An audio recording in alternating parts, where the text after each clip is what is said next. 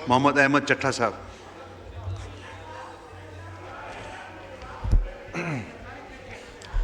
जनाब स्पीकर, शुक्रिया, आपने power division and petroleum division के हवाले से कुछ बात करने का मौका दिया।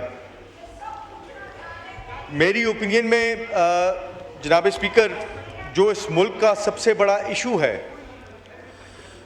वो पावर रिलेटेड है।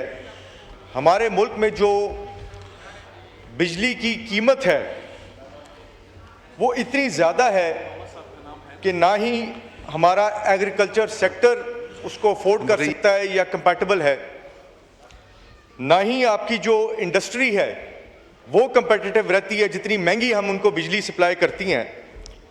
और जो इस मुल्क की आवाम है, बिजली तो यकीनी तौर पे उनकी पहुंच से बाहर है।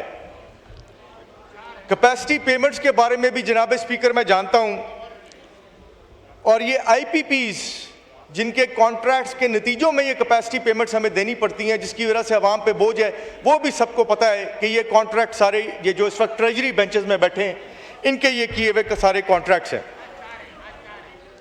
तो जब तक के आवाम को रिलीफ नहीं मिलेगी, सिचुएशन हल कैसे हो सकता है जनाब स्पीकर? ये बजट्स, ये सारी चीज़ें किस लिए, अगर हम आवाम को रिलीफ नहीं दे सकते, आवाम की बेहतरी नहीं कर सकते? इन सारे सेक्टर से आवाम का रोजगार जुड़ा हुआ है। इसके साथ साथ जनाब स्पीकर, क्योंकि ये कट मोशन सारे क्लब कर दिए गए हैं, तो कुछ स्पेसिफिक इश्यूज थे मेरे ज़िला वज़ीराबाद के हवाले से।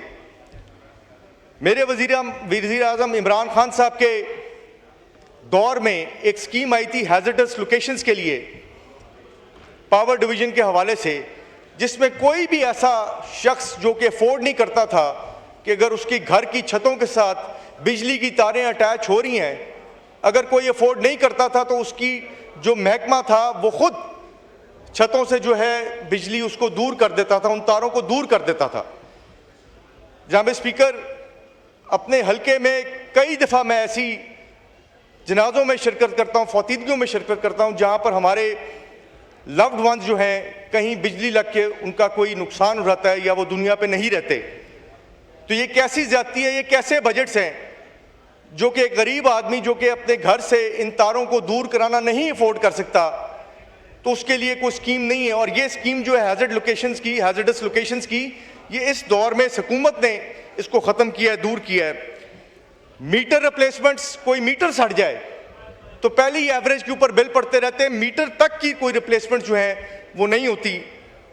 ट्रांसफार्मर्स, जो इस गर्मी पड़ रही है, हर रोज़ ट्रांसफार्मर्स की कंप्लेंट्स हैं कि ट्रांसफार्मर इधर सड़ गया है, ट्रांसफार्मर उधर सड़ गया है, and there is no other replacement.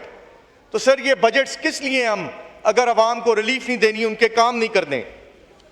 अगर आप पेट्रोलियम डिवीज़न के ऊपर बात कर लें तो जनाब स्पीकर, मेरे वज़ीर आज़म इमरान खान ने, मेरे यहाँ पर बड़े भाई बैठे हैं उमर यूब खान साहब, आमिर डोगर साहब, चाहे वो डायरेक्ट फंडिंग थी और इनडायरेक्ट फंडिंग थी, इसके थ्रू 25 से ज़्यादा देहात की गैस की मंजूरी हुई थी मेरे हलके में। कहा जाता है कि जी के गैस के पाइप्स ले डाउन करना बैन है, लेकिन अभी मैं डस्के के इलेक्शन में हाल ही में गया, वहाँ पर इलेक्शन का, बाई इलेक्शन का मामला था, तो हर जगह डले, हम तरक्की के हक में हैं, लेकिन वज़ीराबाद का भी तो हक है ना जनाब स्पीकर के, वहाँ पर भी डले। तो इसलिए ये मूव करते हैं कि यहाँ पर भी जो काम है, आवाम का हक है, उसके ऊपर डिलीवर करना चाहिए। और अगर आवाम को डिलीवर नहीं करना तो then what are these budgets for जनाब स्पीकर?